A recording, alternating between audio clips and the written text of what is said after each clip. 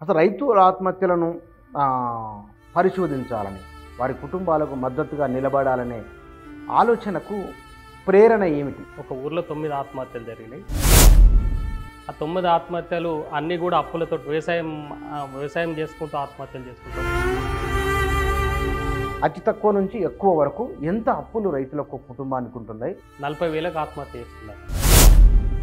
భారతదేశ వ్యవసాయ రంగం మొత్తం కూడా కార్పొరేట్ కంపెనీల విత్తన కంపెనీల పైన ఆధారపడి ఉంటుంది. ఏ రైతు ఇంట్లో మీరు చూడండి బియ్యం సంతులు తప్ప ఏముంటుంది. ఎంత వయసు వాళ్ళు ఉన్నారు? వయసు రీతి చేసుకుంటే ముఖ్యంగా 25 నుంచి 40 సంవత్సరాల లోపు 80% మంది సూసైడ్ చేసుకుంటారు.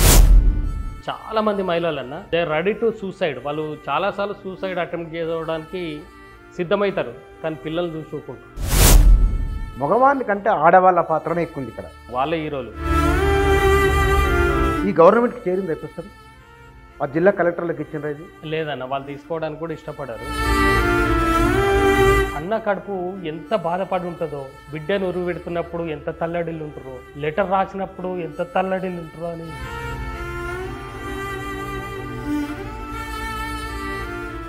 నమస్తే. రైతుల గురించి, రైతుల కష్టాల గురించి ప్రతిరోజు పత్రికల్లో, టీవీల్లో వార్తలు వస్తూనే ఉన్నాయి. 1994-95లో రైతు ఆత్మహత్య వార్త మొదటి పేజీలో వచ్చేది. ఇవాళ రైతు ఆత్మహత్య వార్త లోపలి పేజీలోకి వెళ్ళిపోయింది పత్రికల్లో. రోజు చూస్తున్నాం, బాధపడుతూ ఉన్నాం. కానీ అందరూ అట్లా కాదు. ఆ కుటుంబాల దగ్గరికి వెళ్ళి మాట్లాడి వారికి ధైర్యాన్ని ఇస్తున్నవారు అక్కడక్కడ ఉన్నారు. అట్లాంటి వారిలో ప్రభుత్వ ఉపాధ్యాయులు పులిరాజు గారు ఒకరు.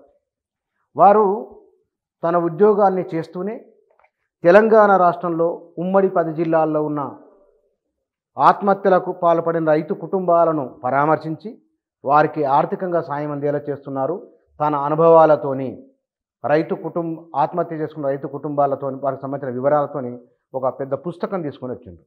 అదే కాదు, ఆయన గురించి వివిధ పత్రికల్లో వచ్చిన వార్తలు, ఇందులో ఇవి 1, 2 అని కాదు, చాలా పత్రికల్లో ఇంగ్లీషు, హిందీ, తెలుగు పత్రికలో పులిరాజు గారు చేస్తున్న కార్యక్రమాల గురించి వాటికి సంబంధించిన వార్తలు ఇవి. ఈ ఫైల్ పెద్ద ఫైల్, ఇది 100 పేపర్ కండిషన్ అతను రాసినవి ఉన్నాయి. తర్వాత ఈ రికార్డు మొత్తం 24 సంవత్సరాలుగా తెలంగాణలో ఆత్మహత్యలకు పాల్పడిన రైతు కుటుంబాల వివరాలు ఇందులో ఉన్నాయి. ఇవి ఆయన నమోదు చేసిన విషయాలు, తన అనుభవాలతో కూడిన పుస్తకము. ఇవన్నీ కూడా నా దగ్గర పులిరాజు గారు ఉన్నారు. వారికి ఆలోచన ఎట్లా వచ్చింది, తన అనుభవాలు ఏమిటి, రైతుల ఆత్మహత్యలకు మూలమేమిటి, దానికి పరిష్కారం ఏమిటో, వారి అనుభవాలు ఏమిటో తెలుసుకుందాం. పులిరాజు గారు నమస్కారం సార్. నమస్తే అన్న. మీరు సొంతం ఎక్కడ సార్ మీది? మాది ఉమ్మడి మెదక్ జిల్లా, ప్రస్తుతం సిద్దిపేట జిల్లా, తొగుట మండలం, ఏటిగడ్డ కిష్టాపురం. ఇప్పుడు అది మల్లన్న సాగర్లో సబ్మెర్జ్ అయింది విలేజ్. తర్వాత ఇప్పుడు గజ్వేల్ దగ్గర R&R కాలనీలో మా గ్రామాన్ని నిర్మించి ఇచ్చారు. అది మా స్వస్థలం. అది ఇప్పుడు రైతుల ఆత్మహత్యల మీద బహుశా 24 సంవత్సరాలుగా ఆగలే మీరు ఎక్కడ, ఇప్పటి వరకు తిరుగుతూనే ఉన్నారు. అసలు రైతుల ఆత్మహత్యలను పరిశోధించాలని, వారి కుటుంబాలకు మద్దతుగా నిలబడాలనే ఆలోచనకు ప్రేరణ ఏమిటి, ఎక్కడి నుంచి వచ్చింది? ముఖ్యంగా మా కుటుంబ నేపథ్యం, మా ఫాదరు, మా తాత, మేము కూడా అంటే జాబ్ వచ్చేదాకా కూడా వ్యవసాయం చేసినాము. జాబ్ వచ్చాక కూడా 7-8 సంవత్సరాలు ఊర్లో ఉండి వ్యవసాయం చేసినాం. ఎప్పుడు వ్యవసాయం చేసినా కూడా ఎప్పుడు అప్పులు ఉండేటి. అంటే ఏ రైతుకైనా కూడా అప్పులే ఉంటాయి. అంటే ఒకవేళ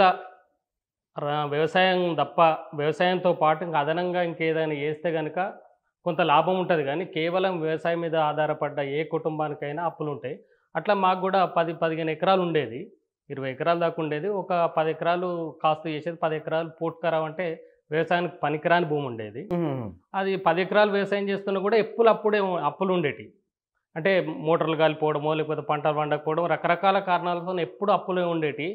ఎప్పుడైనా మాకు అవసరాలు ఉంటే ఊర్లో ఉండే సావుకారుల దగ్గరికి పోయి పైసలు తీసుకొచ్చి మళ్ళీ తర్వాత పంటలు ఇవ్వడము, అట్లా ఎప్పుడు చూసినా అప్పులే. అంటే గ్రామీణ ప్రాంతాల్లో ఉండే వ్యవసాయదారులందరికీ కూడా అప్పులే ఉండేటి. అట్లా మనం ఇంత కష్టపడుతున్నాం. ముఖ్యంగా రైతు పిల్లలు, రైతు ముసలి తల్లిదండ్రులు, ఆ భార్యాభర్తలు 24 గంటలు భార్యాభర్తలు పనిచేస్తారు, తర్వాత స్కూల్ నుంచి వచ్చిన తర్వాత కాలేజీ నుంచి వచ్చిన తర్వాత పిల్లలు పని చేస్తారు. చనిపోయేదాకా తల్లిదండ్రి కనీసం లాస్ట్‌కు బర్రెల దగ్గరనో, గొర్రెల దగ్గరనో ఉండి పని చేస్తా ఉంటారు. అయినా సరే ఎప్పుడు అప్పులే ఉంటాయి. మనం మిగతా వాళ్ళని చూస్తే ఒక్కలే పని చేస్తా ఉంటారు. వాళ్ళకి అప్పులుండయి. భార్య, పిల్లలు గానీ, లేకపోతే భర్త, పిల్లలు గానీ, తల్లిదండ్రులు గానీ హాయిగా కూర్చొని తింటారు. అంటే అప్పులు ఉండకుండా మంచిగా హాయిగా బతుకుతారు. కానీ ఇంత వ్యవసాయం చేస్తున్నా గూడా ప్రతి రైతుకు అప్పులే ఉంటాయి. మీరొకసారి చాలా సార్లు చూడొచ్చన్న. ఎవ్వరికి గూడా పుస్తెల తాడులు బంగారియి ఉండయి. రైతులకు కదా. రైతు కుటుంబాలకు. అవును. కేవలం ఆ పుస్తె మాత్రమే బంగారుదుంటది. మిగతా అంతా ఆ పసుపు మామూలుగా పూసవీరుల దగ్గర దొరుకుతాయి. అది నల్ల నల్ల పూసలు యేసుకుంటారు. అవును. అట్లా బాధ అనిపించేది. అరే ఇంత కష్టపడుతున్నాం. మేము స్కూల్ నుంచి రాగానే మళ్ళీ బావి దగ్గరికి పోవుడు, మళ్ళీ 9 గంటల దాకా బావి దగ్గరికి పోవుడు ఇట్లా ఉంటుండే. ఎందుకు ఇంతమంది పని చేసినా గూడా ఎప్పుడు అప్పులే ఉంటాయని చెప్పి చాలా బాధపడేటోన్ని నేను ఫస్ట్ స్టార్టింగ్. తర్వాత నా డిగ్రీ అయిపోయిన తర్వాత సిద్దిపేటలో డిగ్రీ కంప్లీట్ చేసి ఎంఏ ఎకనామిక్స్‌కు కాకతీయ యూనివర్సిటీ క్యాంపస్‌కెళ్ళినా. అది 97-99 విపరీతమైన రైతు ఆత్మహత్యలు జరుగుతున్నాయి ఆ సమయంలో. ఫస్ట్ స్టార్టింగ్‌లో గుంటూరులో పత్తి రైతులు మాత్రమే ఆత్మహత్య చేసుకుంటారు. తర్వాత అది వరంగల్‌కి షిఫ్ట్ అయింది. ఎందుకంటే వరంగల్‌లో పత్తి బాగా పెడతారు. ఆ తర్వాత ఇప్పుడు రైతులందరూ ఆత్మహత్య అంటే పత్తి రైతు లేకపోతే ఇంకా పొగాకు రైతు ఇట్లా అని లేదు. అందరూ ఆత్మహత్యలు చేసుకుంటూ ఉన్నారు. అట్లా నేను వరంగల్‌లో చూస్తున్నప్పుడు బాగా రైతు ఆత్మహత్య జరుగుతుంది. అక్కడ మాకు ప్రొఫెసర్ బుర్రారాములు గారని మాకు ప్రొఫెసర్ ఉండే. ఆయన కూడా అప్పటికే బాగా మానవ హక్కుల వేదికల్లో బాగా పనిచేస్తూ ఉన్నాడు. ఆయన అన్నాడు, మనం ఏం చేసినా రైతులకు ఏం చేయలేకపోతున్నాము. ఇట్లా ఒక్క ఊర్లోనే 9 ఆత్మహత్యలు జరిగినాయి. ఒక ఊర్లో 9 ఆత్మహత్యలు జరిగినాయి. ఆ 9 ఆత్మహత్యలు అన్నీ కూడా అప్పులతోటి వ్యవసాయం చేసుకుంటూ ఆత్మహత్యలు చేసుకుంటారు. ఆ టైంలో అన్న 95 నుంచి దాదాపు 2014-15 దాకా కూడా విపరీతమైన కరువు ఉండే. అవును. అంటే వర్షాలు లేక ఆత్మహత్యలు చేసుకుంటారని చెప్పి పీజీ అయిపోయిన తర్వాత మా మిత్రులతో ఆ టైంలో కూడా యూనివర్సిటీల మిత్రులతో మనం ఏం చేయగలుగుతాం రైతులకు అంటే ఆ టైంలో అందరూ కూడా రైతు కుటుంబాల నుంచి వచ్చిన వాళ్ళే. ఏం చేయగలుగుతారో మనం ఆలోచించి పీజీ అయిపోయిన తర్వాత మా ఊరికి వచ్చిన తర్వాత ఒక మిత్రుడు అశోక్ అని ఉంటాడు. ఇట్లా రైతు ఆత్మహత్యలు ఇంత ఘనం చేసుకుంటారు. పొద్దుగల వ్యవసాయానికి ఎవరు పోవడానికి ముందుకొస్తలేరు యువత. తర్వాత ఇప్పుడు నేను కూడా వ్యవసాయ కుటుంబం నుంచి వచ్చిన వ్యవసాయం చేయడానికి ఇష్టపడతలేను. భవిష్యత్తు ఏందన్నా కష్టంగా ఉంది కదా, రైతుల ఆత్మహత్యలు ఇట్లా చేసుకుంటే దేశానికి అన్నం పెట్టేటోళ్ళు ఎవరంటే మరి మనం రోజు పేపర్ చూస్తూ ఉంటాం కదా, దాన్ని రికార్డ్ చేయండి అన్న అని చెప్పిండు. ఎట్లాగో రోజు పేపర్ చూస్తూ ఉంటాం అని చెప్పి రికార్డ్ చేసడం మొదలుపెట్టాను. స్టార్టింగ్ ఒక 1.5 ఇయర్ ఓన్లీ ఉమ్మడి మెదక్ జిల్లాయే రికార్డ్ చేసిన. తర్వాత ఒక 1.5 ఇయర్ తర్వాత మొత్తం రాష్ట్రం మొత్తం రికార్డ్ చేయడం తెలంగాణ అప్పుడు ఆంధ్రప్రదేశ్ కూడా ఉండదు. ఉమ్మడి ఆంధ్రప్రదేశ్ 2000 నుంచి 14 దాకా ఉమ్మడి ఆంధ్రప్రదేశ్ కూడా రికార్డ్ చేయడం జరిగింది. వెళ్ళిండ్రా మీరు? ఎక్కడ ఆంధ్ర కూడా వెళ్ళిండ్రా? కొన్ని డిస్ట్రిక్ట్స్కి వెళ్ళిన. ఆంధ్ర నేను కర్నూలు వెళ్ళిన, కడప వెళ్ళిన, అనంతపూర్ వెళ్ళిన. అట్లా రికార్డ్ చేయడం మొదలుపెట్టిన. రికార్డ్ చేసిన తర్వాత రికార్డ్ చేస్తే ఏం లాభం, వాళ్ళ దగ్గరికి పోతే కదా విషయం తెలిసేదని చెప్పి అప్పుడు ఉమ్మడి మెదక్ జిల్లాకు సంబంధించిన గ్రామాలను తిరిగి ఇంకొక ఆయన జాన్ వెస్లీ అని టీచర్ ఉండే, ఆయన కూడా రెస్పాండ్ అయ్యి ఒక కళా బృందాన్ని ఏర్పాటు చేసినాం. అంటే అప్పుడు చదువుకున్న పిల్లలు ఆత్మహత్యలు చేసుకుంటే ఆ కుటుంబ పరిస్థితి ఎట్లా ఉంటుందని చెప్పి ఉమ్మడి ముఖ్యంగా సిద్దిపేట డివిజన్లో, అక్కడ కూడా సిద్దిపేట డివిజన్ మెదక్ డివిజన్లోనే ఎక్కువ సూసైడ్ జరిగేటి. ఈ సంగారెడ్డి తర్వాత జైరాబాద్లో ఆత్మహత్యలు తక్కువ జరిగేటి. ఇప్పుడు కూడా అట్లే ఉంది. అట్లా ప్రారంభించడం జరిగిందన్న. తర్వాత నేను ఇక అప్పుడు ప్రారంభించిన అంటే ఇప్పటి వరకు ఆగేది లేదు, ఆగకూడదు జీవితంలో. అయితే ఇక్కడ మీరు తిరిగి రావడం ఒకటి, మీకు ప్రభుత్వ టీచరు స్కూల్కు వెళ్ళడం అది ఇబ్బంది కాలేదా? అంటే నేనన్నా స్కూల్కి మాత్రం తప్పియా, ఎప్పుడు కానీ రెగ్యులర్గా ఉంటా. తర్వాత కేవలం హాలిడేస్లో మాత్రం వెళ్తా. ప్రతి వారంలో 5 రోజులు సండేస్ ఉంటాయి. తర్వాత నాకు ఇప్పుడు మా ఊరు పోయిన తర్వాత ఎద్దులే వ్యవసాయం లేదు, అయితే స్కూలు లేకపోతే ఫార్మర్స్. అట్లా తప్పకుండా ఏ హాలిడే వచ్చినా కూడా నేను రైతుల దగ్గరికి వెళ్ళిపోతూ ఉంటా. అట్లా అటు స్కూలు డిస్టర్బ్ కాదు, ఇటు నా ప్రవృత్తి కూడా చేసుకుంటా ఉన్నా. ఇక్కడ మీరు పోయి కలిసి వచ్చిన తర్వాత వాళ్ళకి ఏమైనా ప్రయోజనం జరుగుతున్నదా? జరిగితే ఎట్లా, ఏం చేస్తారు దానికి? అంటే ముఖ్యంగా నేను దాదాపు 3 లక్షల కిలోమీటర్లకు పైగా తిరిగిన. 3 లక్షల కిలోమీటర్లు తిరిగిన. దాదాపు 4,500 వేల కుటుంబాలను కలిసిన. 4,500 వేల కుటుంబాలు ప్రత్యక్షంగా ఈ 24 ఏళ్లలో. ఓకే. తర్వాత ఒక 3,000 కుటుంబాలకు సహాయం చేయించడం జరిగింది. 3,000 కుటుంబాలు అంటే నేను సొంతంగా ఏం చేయలేదు. మీలాంటి వాళ్ళు ఎవరైనా సహాయం చేయడానికి ముందుకు వస్తే వాళ్ళకి కనెక్ట్ చేస్తాను నేను. అట్లా కనెక్ట్ చేసి వాళ్ళ పిల్లల చదువులు, తర్వాత మిగతాది ఓ బర్రెను కొనిచ్చేటోళ్ళు బర్రెను కొనిస్తారు, ఆవును కొనిచ్చేటోళ్ళు ఆవును కొనిస్తారు. లే లేకపోతే వాళ్ళ పిల్లల చదువుల కోసం చేయడం. అట్లా చాలా కుటుంబాలకు చేయడం జరిగిందన్న. అట్లా చేసుకుంటూ వస్తూనే ఉన్నాం. చాలామంది గూడా పాపం కలిసొస్తున్నారు. అంటే ఇప్పుడు ఆ కుటుంబానికి మీరు హెల్ప్ చేస్తంటే ఆ కుటుంబానికి మీకే కనెక్ట్ చేస్తా. ఆహాహా! ఇక నాకు సంబంధం ఉండదు. కాకపోతే ఎప్పుడన్నా అటెళ్ళినప్పుడు మళ్ళీ కలవడం, "ఏమైందమ్మా? ఎట్లుందని?" చెప్పి వాళ్ళు నాకు ఫోన్ చేయడము. "ఇట్లా పిల్లలు ఇది చదువుతున్నారు సార్. మేము బర్రెను కొనుక్కున్నాము." ఒకామె ఒక ఫ్యామిలీ 2 మేకలిచ్చిర్రు. 2 మేకలిస్తే 8 మేకలైనయి. మొన్న చెప్తుంది ఒకామె. 8 మేకలైనయి 50,000 లాభం వచ్చింది సార్ అని చెప్పింది. అంటే అట్లా బర్రెను తీసుకోవడము, తర్వాత వ్యవసాయం నడిపించుకోవడం. కొంతమంది షాపులు పెట్టించినోళ్ళు గూడా ఉండ్రు. కిరాణా షాపులు. లేకపోతే ఐరన్ ఆ వృత్తికి సంబంధించినోళ్ళు ఐరన్ బాక్స్ ఇప్పియడము. అట్లాంటి వాళ్ళకి ఏది ఇష్టమైతే వారు సర్వైవల్ కోసం అట్లా చేస్తా ఉన్నారు.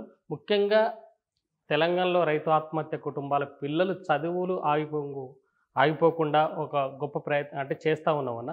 దానికి చాలామంది కలిసొస్తుర్రు. ఆ ప్రయత్నం గట్టిగా జరుగుతుంది. జరుగుతుందన్న. ఓకే. అంటే ఇక్కడ సాయం చేయడంలో నేరుగా డబ్బులు మరి మీ నంబర్ వాళ్ళకెట్లా తెలుస్తున్నది? అంటే నేను ఎళ్తా గదన్న. నా నంబరు తీసుకుంటారు వాళ్ళు. వాళ్ళ నంబర్ నేను తీసుకుంటా. తీసుకొని తీసుకుంటే మీకు దాతలెట్లా దొరుకుతున్నారు? దాతలంటే ఇప్పుడు నేను దాదాపు 24 సంవత్సరాలుగా పనిచేస్తున్నా. మీతోని పరిచయమైనా. అంటే పలానా పులిరాజు కొంత సహాయం ఎవరైనా మీతోని మాట్లాడినప్పుడు పులిరాజు గారు ఇట్లా వ్యవసాయ కుటుంబాలను, ఆత్మహత్య కుటుంబాలను కలుస్తా ఉంటాడు.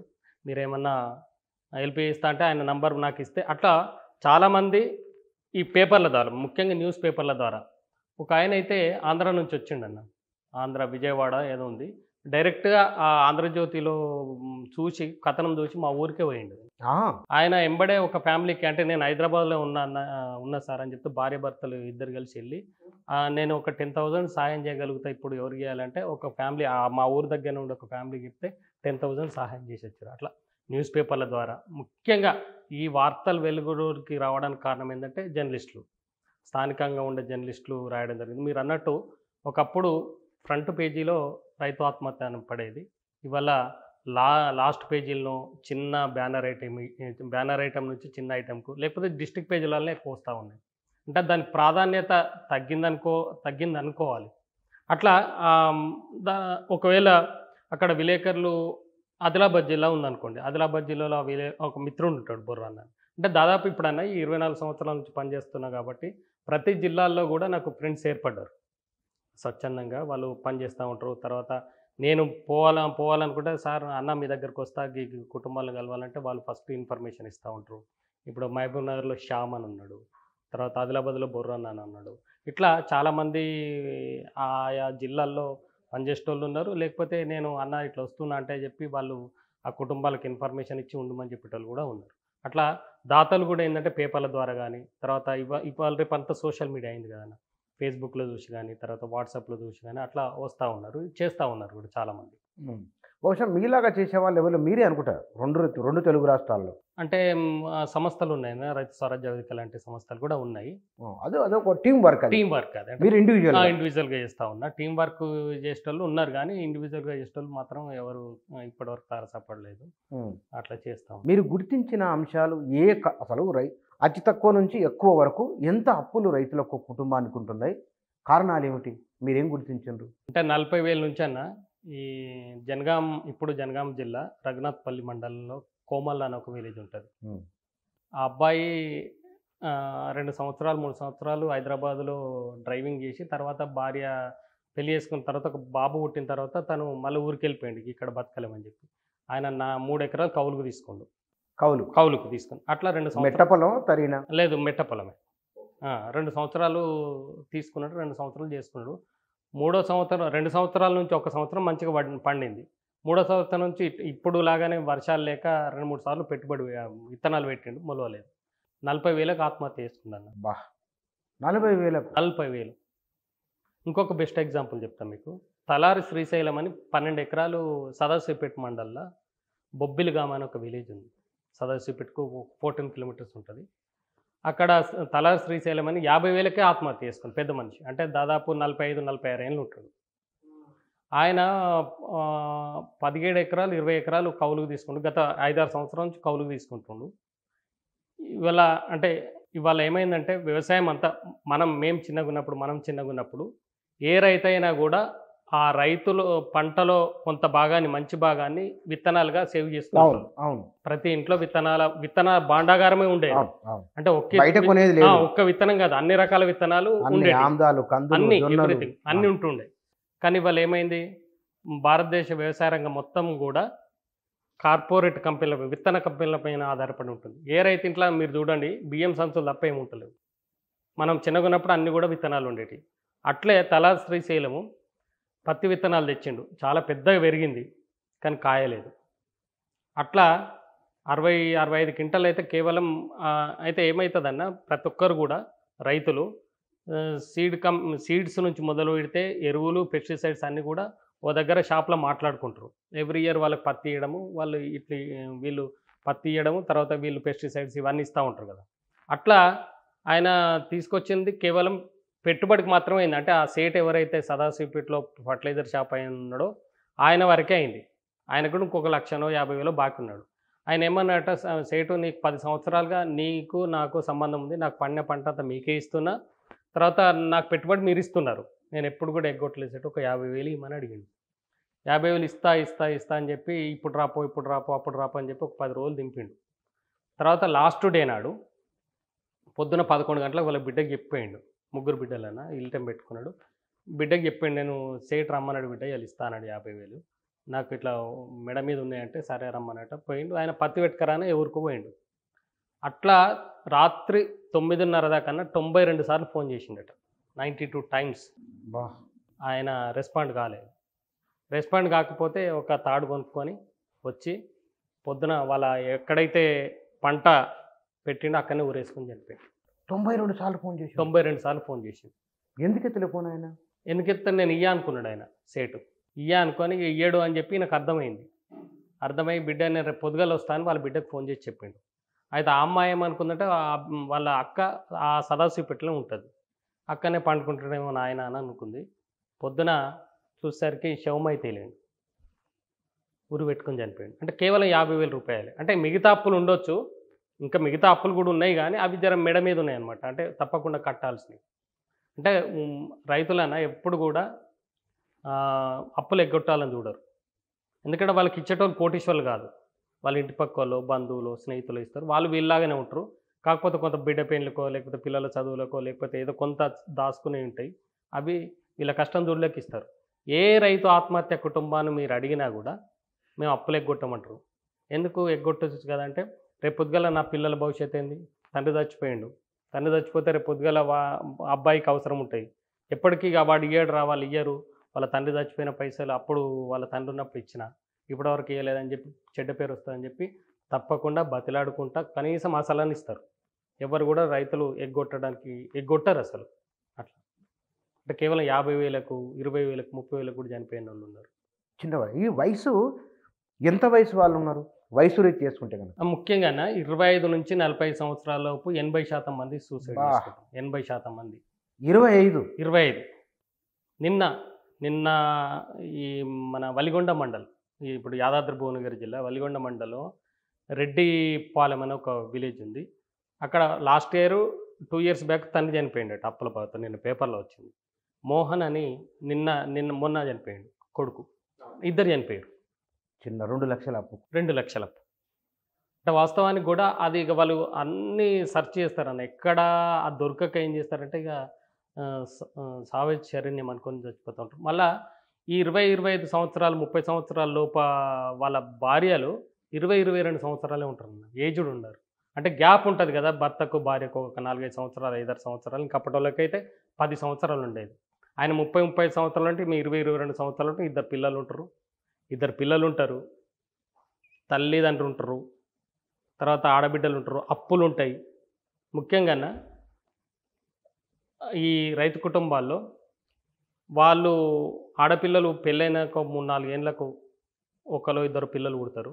వాళ్ళకు ఊరు మొత్తం కూడా తెలియదు. అయితే బైకాడి పోడు లేకపోతే అవ్వగారింటికి పోడు. ఇప్పుడు ఇవాళ రేపు అన్ని బండ్లలో తీసుకుపోతారు. భర్త తీసుకుపోయి మళ్ళీ తీసుకొని వస్తుండ్రు. బైకాడికి అవ్వగారి ఇల్లు వారికి తెలుసు, గ్రామ పంచాయతీ తెలియదు, ఓ సర్పంచ్ తెలియదు, ఎవరు తెలియదు. అట్లా ఆల్ ఆఫ్ సడన్గా భర్త సూసైడ్ చేసుకునేసరికి ఎప్పటికీ తోడుంటాడు అనుకున్న భర్త చనిపోతే ఎంత వాళ్ళ వ్యధ అసలు మనం ఊహించుకోలేం. అంత ఘోరంగా ఉంటుంది. వాళ్ళు పిల్లల్ని చదువుకోవాలి, అత్తమామను చూడాలి, ఆడబిడ్డలను చూడాలి, అప్పులు చూడాలి. మళ్ళీ ఎన్ని పనులు ఉంటాయని విపరీతమైన రకరకాల పనులు ఉంటాయి.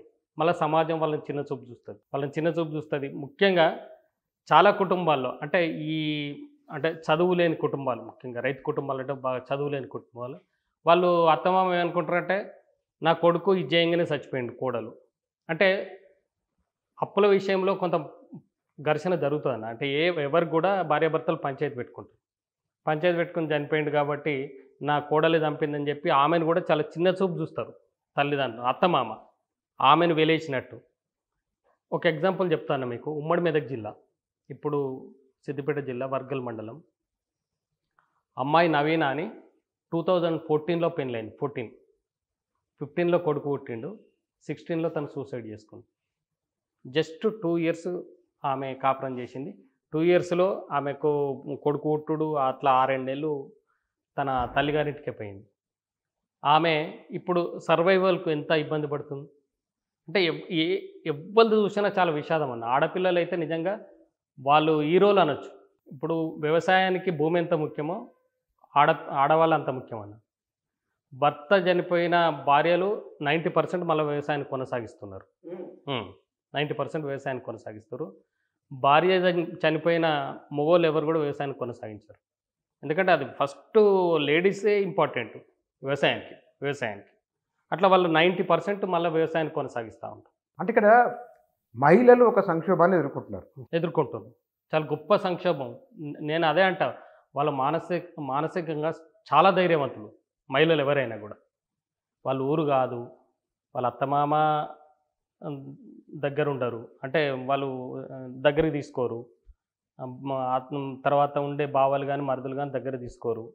తర్వాత భర్త చనిపోయిన భార్య మీద సమాజం ఎంత ఘోరంగా చూస్తుందో మనందరికి తెలుసు. అవన్నీ ఓవర్కమ్ చేసుకుంటా, అప్పులు కట్టుకుంటా, వ్యవసాయాన్ని నడిపించుకుంటా, పిల్లల్ని చదివించుకుంటా, తర్వాత ఆడబిడ్డలకి ఏమైనా చెడైతే మంచి అయితే చూసుకుంటా. ఇవన్నీ ఇది అదనపు ఖర్చు. పోనీ భర్త చనిపోయిండు, మా అన్న చనిపోయిండు, మా తమ్ముడు చనిపోయిండు, దానికి ఏం లేదని కూడా వాళ్ళు చూడరు. అంటే వాళ్ళకు అవగాహన కూడా లేక, అదేదో ఇబ్బంది పెట్టాలని కాదు. అట్లా అన్నీ ఓవర్కమ్ చేసుకుంటా వాళ్ళ జీవితాన్ని సాక్రిఫై. ఒక ఆమె చెప్పిందన్న, ఏమన్నదంటే ఆమెకు చిన్నప్పుడే తండ్రి చనిపోయిండు. ఆమె దాదాపు 6-7 మంత్స్ ఉన్నప్పుడు. తల్లి 9th క్లాస్లో చనిపోయింది. మేనమామలు పెళ్లి చేసి ఇచ్చారు. తండ్రి చనిపోతే బాధపడ్డా సార్. తల్లి చచ్చిపోతే ఆడపిల్లకి ఎప్పుడైనా 11-12 సంవత్సరాల నుంచి పిల్లలు పుట్టేదాకా కూడా తల్లి అవసరం చాలా ఎక్కువ ఉంటుంది. తల్లి చనిపోయింది. జీవితాంతం తోడుంటాడు అనుకున్న మొగడు 2 సంవత్సరాలకు చనిపోయింది సార్. నా బతికేందుకు?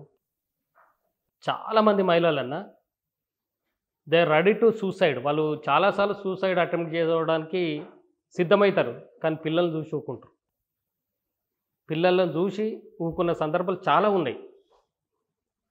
వాళ్ళు ఇప్పుడు నా భర్త చనిపోయాడు, తండ్రి లేడు, నేను చచ్చిపోతా, నా పిల్లలు ఎట్లా ఆగమవుతారేమో అని చెప్పి వాళ్ళు చిన్న వయసులో, అసలు పెళ్ళి కానీ వయసులో పెళ్ళి అవుతుంది. పెళ్ళయ్యే టైంలోనే భర్తను కోల్పోయి వాళ్ళు మామూలు రోజు యుద్ధం అన్న వాళ్ళకు. లేడీ ఫార్మర్స్కి అయితే రోజు యుద్ధమే. అటు సమాజంతో, ఇటు వీటితోటి, పైసలతోటి, అన్నిటితోని రోజు యుద్ధం చేసుకుంటే యుద్ధంలో సమిధలు అవుతారు పాపం వాళ్ళు. వాళ్ళు నిజంగానే హీరోలు. వాళ్ళు ఫార్మర్ అంటే మహిళా ఫార్మర్లు నిజంగా హీరోలు వాళ్ళు. అవన్నీ సాక్రిఫై చేసుకుంటూ వస్తూ ఉంటారు. కానీ మీరు రాసిన ఈ పుస్తకంలో ఫోటోలు, వివరాలు అన్నీ ఉన్నాయి. అంటే ఇక్కడ ఇంత సమాచారం, డాటా కూడా ఇచ్చారు మీరు. ఓ జిల్లా, దాని విస్తీర్ణము, సామాజిక వర్గాలు, ఈ గవర్నమెంట్కి చేరింది ఈ పుస్తకం? ఆ జిల్లా కలెక్టర్లకు ఇచ్చిండ్రా ఇది? లేదన్న, వాళ్ళు తీసుకోవడానికి కూడా ఇష్టపడరు. వాళ్ళు మనకు టైం కూడా ఇయ్యరు. అంటే మీరు చూస్తూ ఉన్నారు, ప్రభుత్వంలోకి రాకముందు ఒక రకమైన రైతు ఆత్మహత్యలు జరుగుతున్నాయి అని అంటారు ప్రతిపక్షంలో ఉన్నప్పుడు. ప్రతిపక్షం నుంచి ప్రభుత్వంకి వచ్చినాక ఆత్మహత్యలే లేవంటారు, రైతు ఆత్మహత్యలే లేవంటారు. అది సాధారణం అయిపోయింది మన దేశంలో. అంటే అంటే కేంద్ర ప్రభుత్వంలో ఉండే ప్రభుత్వం కానివ్వండి, రాష్ట్రాల్లో ఉండే ప్రభుత్వంలో ఉండే నాయకులు కానివ్వండి, అవును. వాళ్ళు ప్రభుత్వంలో ఉన్నప్పుడేమో ఆత్మహత్యలు, రైతు ఆత్మహత్యలు లేవు, ఏం లేవు అని అడుగుతాం అంటారు. ఉమ్. ప్రభుత్వానికి వచ్చినాక మాత్రం లేదు, రైతు ఆత్మహత్యలు అసలే లేవు, ఎక్కడున్నాయి, చాలా సుభిక్షంగా నడుస్తూ ఉంది, ప్రభుత్వం మంచిగా చేస్తుంది, రైతులకు అవి చేస్తున్నాం ఇవి చేస్తున్నాం అని అంటారు. కానీ ఇవాళ రైతులు ఇప్పుడు చూడన్న, ఇప్పుడు 2 సార్లు పంటలు విత్తనాలు పెట్టారు, అవును. ఈ వర్షాలు సంవత్సరం లేవు. ఈ సంవత్సరం అవును. వర్షాలు అవి ఏం లేవు. అట్లా ఎవరు కూడా ఏ నాయకుడు కూడా రైతు ఆత్మహత్యల కుటుంబాలను పరామర్శించిన దాఖలాలు మనం ఎప్పుడు చూడలేదు ఇప్పటివరకు కూడా. ఆ ప్రభుత్వంలో ఉన్న వాళ్ళు కూడా పోరు, ప్రతిపక్షంలో ఉన్న వాళ్ళు పోరు. కానీ ఇక్కడ మీరు రైతుల దగ్గరికి వెళ్ళి మాట్లాడొచ్చిన తర్వాత ఇంగ్లీషు, హిందీ పత్రికలో వార్తలు పెద్ద పెద్ద వచ్చినాయి కదా, దీని ఇంపాక్ట్ ఏమన్నా ఉన్నదా? చాలా ఉందా, నేను అదే చెప్తున్నా. దాని ఇంపాక్ట్తోనే ఇప్పుడు దాదాపు 3,000 కుటుంబాలకు మేము సాయం చేయగలిగాను. నా వ్యక్తిగతంగా నేను ఎవరిని పోయి అడగలేను. ఇప్పుడు అన్న ఒక కుటుంబానికి సాయం చేయమని, ఆ వార్తలు ఆ కథనాలు చూసే చాలామంది మోటివేట్ అయ్యి నంబర్ వెతుక్కొని, మీకు ఒక బెస్ట్ ఎగ్జాంపుల్ చెప్తాను. ఎన్డీటీవీ ఒక స్టోరీ చేసింది జగదేవ్పూర్ మండల్, ఉమ్మడి మెదక్ జిల్లాలో. మీ పైన లేదులే, ఆ కుటుంబం పైన. నాకు ఆమె ఉమా సుధీర్ అని ఆమె కాల్ చేసింది, ఏదైనా రైతు ఆత్మహత్యల కుటుంబాలు ఉంటే చెప్పంటే చెప్తే ఆమె వచ్చింది. ఎన్డీటీవీ వాళ్ళు జగదేవ్పూర్ మండల్లో స్టోరీ చేసిరన్న, చేస్తే రిటైర్డ్ ఆర్మీ ఆఫీసరు దాన్ని చూసి ఆయన ఇక్కడికి వచ్చి ఇప్పటికి కూడా 3 పిల్లలు చదివిపిస్తూ ఉన్నాడు. వాళ్ళు ఒక ఆయన బీకామ్ అయిపోయింది, ఇంకో అమ్మాయిదేమో బీఫార్మసీ ఇప్పుడు ఫైనల్ ఇయర్ చేస్తుంది. అంటే మీడియా ఎఫెక్టే చాలా ఉందన్న. నేను ప్రయత్నం చేస్తూ ఉన్నా, నా ప్రయత్నం కొంతమేరకే రీచ్ అవుతుంది, కానీ ఎలక్ట్రానిక్ ప్రింట్ మీడియాలతోటి చాలా లాభం జరుగుతుంది చాలా కుటుంబాలకు. అంటే 2000 సంవత్సరం నుంచి అంటే దగ్గర 24 సంవత్సరాలలో 24 ఏళ్ళు, ఈ 24 ఏళ్లలో మీరు అంటే మధ్యవర్తిగా ఉండి చేసిన సాయం ఉంది కదా, మహిళలుగా ఉంటూ సక్సెస్ అయిన వాళ్ళు ఒకరిద్దరు సంఘటనలు ఉన్నాయి? ఉన్నాయన్న, ఉన్నాయి. మీకు ఒక బెస్ట్ ఎగ్జాంపుల్ చెప్తా. మన మిడిదొడ్డి మండలం, ఉమ్మడి మెదక్ జిల్లా మిడిదొడ్డి మండలం రుద్రారం అనే ఒక అమ్మాయి ఉంది. తను సూసైడ్ చేసుకుని 3 పిల్లలు, కౌలు రైతు, ఏమి భూమి లేదు. అంటే ముఖ్యంగా ఏంటంటే కౌలు రైతులకు ఏం వర్తించాలన్న, ప్రభుత్వం అసలు కౌలు రైతులుగానే గుర్తిస్తలేదు, మహిళలను రైతులుగా గుర్తిస్తలేదు, కౌలు రైతులను కూడా రైతులకు గుర్తిస్తలేదు. వాళ్ళకి రైతు బీమా, రైతు భరోసా రాదు. తర్వాత ఒకవేళ కౌలుకు చేసుకొని పంట పండిస్తే మార్కెట్లకు పోయి అమ్ముకోవడానికి వీల్లేదు, ఎందుకంటే పాస్బుక్ అడుగుతారు. అట్లా ఆ కుటుంబం చనిపోతే ఒక మిత్రుడు సహాయం చేస్తే ఇవాళ కిరాణా షాప్ పెట్టుకొని హాయిగా బతుకుతుంది. 1,00,000 రూపాయలు పెట్టి కిరాణం షాప్ పెట్టించిండు. 1,00,000 రూపాయలు పెట్టి కిరాణా షాప్ పెట్టించిండు. ఇప్పుడు హాయిగా బతుకుతుంది. అప్పుడప్పుడు ఫోన్ చేస్తూ ఉంటారు. ఇప్పటిదాకా నేను చెప్పిన కోమల్ల అనే విలేజ్ రఘునాథ్పల్లి మండలంలో ఆమె కూడా ఒక మిత్రుడు హెల్ప్ చేసింది 1,00,000 రూపాయలు. ఆమె హాయిగా రేకులు వేసుకుంది, ఇల్లు అంతకుముందు ఇల్లు లేకుండే, రేకులు వేసుకుని హాయిగా బతుకుతూ ఉంది. తర్వాత ఆదిలాబాద్ జిల్లాలో కుంటాల అంటే ఈ జలపాతం దగ్గర నేరేడుగొండ మండలంలో ఎస్టీ అమ్మాయి, లంబాడి అమ్మాయి, 3 పాపలు చిన్న చిన్న పిల్లలు, 5 years 4 years 1 year. అప్పుడు తను సూసైడ్ చేసుకుండు, జాదవ్ అని. సూసైడ్ చేసుకుంటే నేను తన దగ్గరికి వచ్చిన తర్వాత ఒక పోస్ట్ పెట్టాను. పోస్ట్ పెడితే ఆమె ఏం అడిగిందంటే, ఫస్ట్ ఒక గిర్ని అయితే బాగుండు సార్ అని అన్నది. సార్ గిర్ని ఏముందమ్మా ఎంత అయితే అంటే ఒక 40,000, 35 నుంచి 40,000 అయితే అంటే, ఒక వాట్సాప్ పెడితే చాలామంది 5,000 10,000 ఇచ్చి ఆమెకు గిర్ని పెట్టించినామన్న. ఆమె ఇప్పుడు దాదాపు రోజుకు లంబాడోళ్ళు కాబట్టి వాళ్ళు రొట్టెలు ఎక్కువ చేసుకుంటారు. 2-3 తండాలలో అక్కడికి వచ్చి పట్టించుకోపోతారు. దాదాపు 300, 350, 400 వస్తున్నాయట. She is happy now. అట్లా ఆమె మళ్ళీ డిగ్రీ కూడా కంటిన్యూ చేస్తుంది అమ్మాయి. డిగ్రీ కూడా కంటిన్యూ చేస్తుంది. అంటే అట్లా అంటే సక్సెస్ అయిన వాళ్ళు ఉన్నారన్న. అంటే ఎప్పుడు కూడా లేడీసు ఎక్కువ ఖర్చు పెట్టరు, చాలా జాగ్రత్తగా పొదుపుగా వాడుకుంటారు, పిల్లలు మంచిగా చదివించుకుంటారు. వాళ్ళకు మొత్తం మీద అయితే ఆ కుటుంబాన్ని సర్వైవల్ చేసుకుంటూ వస్తారు. మగవాళ్ళ కంటే ఆడవాళ్ళ పాత్రనే ఎక్కువ ఉంది ఇక్కడ. ఎక్కువ ఉంది, అదే అంటున్నా. అది మెయిన్ అసలు చాలా చాలా అద్భుతమైన పాత్ర. అందుకంటే వాళ్ళ హీరోలు అసలు ఎవరో కాదు, వాళ్ళే హీరోలు. ఇప్పుడు మనం చూస్తూ ఉంటామన్నా, భార్య చనిపోయిన 1-2 monthsకే మళ్ళీ పెళ్లి చేసుకుంటారు మొగాళ్ళు. కానీ వాళ్ళు అట్లా చేసుకోకుండా 1-2 years సంసారం చేసి కూడా మళ్ళా ఎంత సంఘర్షణ అసలు వాస్తవానికన్నా. ఇది ఉమ్మడి వరంగల్ జిల్లా, ఇప్పుడు చేర్యాల మండలంలో రాంపూర్ అని ఒక విలేజ్ ఉంటుంది. తను 2 ఊర్లనే ఇచ్చారు అమ్మాయిని. ఊర్లోనే. తను ఎకరంన్నర 2 ఎకరాలు కౌలుకు చేసుకొని తర్వాత కూలి పని చేసుకుంటోళ్ళు భార్యాభర్తలు. ఇద్దరు పిల్లలు పుట్టారు. ఇద్దరు పిల్లలు పుట్టినాక ఆమెకేమైందంటే చిన్నప్పుడే దీపం పడి ఇదంతా కాలిపోయింది. ఈ చెస్ట్ డెవలప్‌మెంట్ లేదు. పాలియ్యడానికి వీల్లేదు ఆమెకు. పాల డబ్బాలు తెచ్చి పెట్టాలి. ఆ కౌలు అప్పుడు 2014 అనుకుంటా. 14 తర్వాత సూసైడ్ చేసుకుండు. తెలంగాణ వచ్చిన తర్వాత. తను ప్రభుత్వం ఎట్లైనా గుర్తించలే. కౌలు రైతు కాబట్టి ఆయన పేరు మీద ఏం ల్యాండ్ ఉండదు. గుర్తించలే. సరే అని చెప్పి పాల డబ్బా తేకపోతివి నేను చేరేయాలకు పోయి వ్యవసాయం పని అయిపోయిన తర్వాత తెల్లారి నుంచి చేరేయాలకు పోయి కూలి పని చేస్తుండేది. సెంటరింగ్ పని. నేను పాల డబ్బా తీసుకున్నాడు. పాల డబ్బా తీసుకురాలి. తీసుకురాకపోతే తీసుకురావా అంటే ఈ అప్పులోనే అని చెప్పి ఆయన వాళ్ళ అవ్వగారింటికి ఊర్లోనే కానీ అవ్వగారింటికి పోయింది. తను రాత్రి ఊరు పెట్టుకొని చనిపోయిండు. ఇట్లా. అయితే నేను పోయినాన్న అక్కడికి పోయి నేను హైదరాబాద్ నుంచి వచ్చినమ్మా. ఒక 2 ఇయర్స్ తర్వాత పోయినా. 1.5 ఇయర్ 2 ఇయర్స్ తర్వాత చనిపోయిన తర్వాత పోయినాక అమ్మ అంతా అయిపోయిన తర్వాత విషయం అంతా తెలిసిన తర్వాత నీ భర్త ఫోటో చూపియమ్మంట. అంటే మనం ఎప్పుడైనా అన్న ఏ ఫ్యామిలీ ఇంట్లోకి పోయినా కూడా ఎదురుగా ఫోటో కనబడుతుంది. దానికి బొట్టు అంటే ఆయన చనిపోయిందని మనకు అర్థమవుతుంది. నేను ఎక్కడ చూసినా ఇవన్నీ గోడలు చూసినా ఎక్కడ ఫోటో కనబడతలేదు. అమ్మ ఒకసారి ఫోటో చూపియవా, అంత దూరం నుంచి వచ్చాను కదా మీ ఆయన ఫోటో ఒకసారి చూపి అంటే నేను ఫోటో కొట్టియలేదు సార్ అని అన్నాను. ఎందుకమ్మా అని నేను అన్నాను. పైసలు లేకుండా సార్. ఎంత అవుతుందమ్మా 300-400 అవుతుంది కదా అంటే లేదు సార్ ఆ పైసలతో మా కొడుకు పాల డబ్బా అవుతుందని నేను కట్టేయలేదు సార్ అన్నది. చాలా బాధ అనిపించింది నాకు వాస్తవానికి. చాలా బాధ అనిపించింది. జస్ట్ 300-400 రూపాయలకు అట్లే ఉమ్మడి మెదక్ జిల్లాలో లింగాయపల్లి తండా అని ఉంటుంది. దౌలతాబాద్ మండలం ఇంద్రపురాల అని ఒక విలేజ్ ఉంటుంది. దాని పక్కకు ఉంటుంది. ఆమె కూడా ఎస్టీ అమ్మాయి. ఆమె కూడా ఫోటోలు కట్టియదు. ఎందుకమ్మా అంటే వాళ్ళ భర్త అయితే దసరా రోజు సూసైడ్ చేసుకున్నాడు. తెల్లారి అప్పులు కట్టేది ఉంటుంది కదా. దసరా తెల్లారి, సంక్రాంతి తెల్లారి ఇట్లా వాయిదాలు వేసుకుంటాం కదా ఊర్లలో. అప్పులు కట్టేది ఉంటుందని పత్తి ఏరవైరు. పొద్దున్న దాకా పత్తి ఏరొచ్చారు. ఏరొచ్చి తను సూసైడ్ చేసుకున్నాడు. ఆ అమ్మాయి కూడా ఫోటో కట్టియాలి. ఎందుకంటే నా పిల్లలకు బట్టలు ఒక డ్రెస్ అని వస్తుంది సార్, అందుకే నేను ఫోటో కట్టియాలి. నా బిడ్డకు నా వాళ్ళ తండ్రి అంటే బాగా ఇష్టం సార్, చూసుకుంటా రోజు ఏడుస్తేమని కట్టియలేదు సార్. అంటే ప్రతి కుటుంబాన్నన్న అత్యంత విషాదమైంది. ఏ ఒక్కటి కూడా అది ఈజీగా తీసుకోవడానికి వీల్లేదు. మీకు ఒకటి ఎగ్జాంపుల్ చెప్తాను. ఉమ్మడి ఆదిలాబాద్ జిల్లా ఇప్పుడు మంచిర్యాల జిల్లా కాశీపేట మండలం మల్కేపల్లి అని ఒక విలేజ్ ఉంది. జంజిరాల రమేషు, పద్మ భార్యాభర్తలు, అక్షయ్ తర్వాత సౌమ్య అని కొడుకు బిడ్డది డిగ్రీ అయిపోగానే పెళ్లి చేసిండు. 1 ఇయర్ అవుతుంది పెళ్లి చేసి. ఆయన 20-30 ఎకరాలు కౌలుకు తీసుకున్నాను. ఆయనకి ఏం భూమి లేదు. ఒక 2 రూములు ఉన్నాయి రేకులతోని. ఊర్లే మోటార్ సైకిల్ ఉంది, ఆటో ఉంది. ఖరాబ్ అయిన ఆటో. 20-30 ఎకరాలు తీసుకొని 16 లక్షలు అప్పు చేసిండు. 16 లక్షలు అప్పు చేసిండు. ఆయన అమ్మితే ఆయన ఇండ్లు అదంతా అమ్మితే 8 లక్షలు వస్తాయట అన్న. 8 లక్షలు నేను ఎవరికి ఇవ్వలేనని చెప్పి బిడ్డను లక్షపేటకి ఇచ్చిండు. పెళ్లి చేసి ఇచ్చిండు.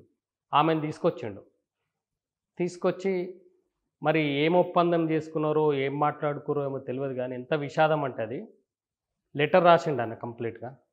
అంటే నా ఆస్తి 8 లక్షలు వస్తుంది నేను అమ్మితే, నాకు అప్పులున్నాయి 16 లక్షలు. నాకు ఇచ్చిన వాళ్ళు కూడా పెద్ద కోటీశ్వర్లు కాదు, అందరు నా దగ్గరోళ్ళు, నా ఊరోళ్ళే. వాళ్ళకి నేను తీర్పలేకపోతున్నా, మాట చెప్పలేకపోతున్నా. 25 తారీఖు నేను డబ్బులు ఇవ్వాలి, నా దగ్గర ఏం పైసలు లేవు. నా పిల్లలు నేను చనిపోతా అని అంటే నా భార్య ఏమన్నా నేను కూడా చనిపోతా నీతోనే వస్తానన్నది. నా పిల్లల్ని అడిగితే మీరు లేకపోతే నా జీవితం ఎందుకు నాన్న అని చెప్పి వాళ్ళు ఏడ్చారు అని చెప్పి ఎదురుగా బీర్వాకు ఆ లెటర్ అంటేసి తర్వాత రాత్రి చికెన్ తెచ్చుకొని కనీసం మంచి నూనె కూడా లేదండి, బియ్యం లేవు, మంచి నూనె లేదు, ఏది లేదు. మంచిగా బోలు దోమి బోలాడ పెట్టారు, లెటర్ రాసి ఆడ అంట పెట్టారు. 20,000 అంటే ఈ ఫినరల్స్ కోసం, ఈ చావు కోసం 20,000 బీరువాలో పెట్టారు ఎదురుగా. నాకేం బాధ అనిపిస్తుంది అంటే వాళ్ళ కన్న కడుపు ఎంత బాధపడి ఉంటుందో, బిడ్డను ఉరువు పెడుతున్నప్పుడు ఎంత తల్లడిల్లు ఉంటారో, లెటర్ రాసినప్పుడు ఎంత తల్లడిల్లు ఉంటారో అని అత్యంత విషాదమైందన్న. అది చాలా బాధ అనిపిస్తుంది. ముళ్ళెరిగితేనే అయ్యో కొడుకు ముళ్ళెరిగిందా అని చెప్పి అనుకుంటాము, కింద పడితే ఉరికి అనుకుంటాము. అసొంటిది పిల్లల్ని ఒప్పించేటప్పుడు, తర్వాత లెటర్ రాసేటప్పుడు బిడ్డను ఒక రూమ్‌లో ఉరిపెట్టి చనిపోయిన తర్వాత కింద పండబెట్టిర్రు. పరిపేసి కింద పండబెట్టిర్రన్న పాపం. అంటే బిడ్డ కొతకపోతా అనుకోరో ఏమో పాపం.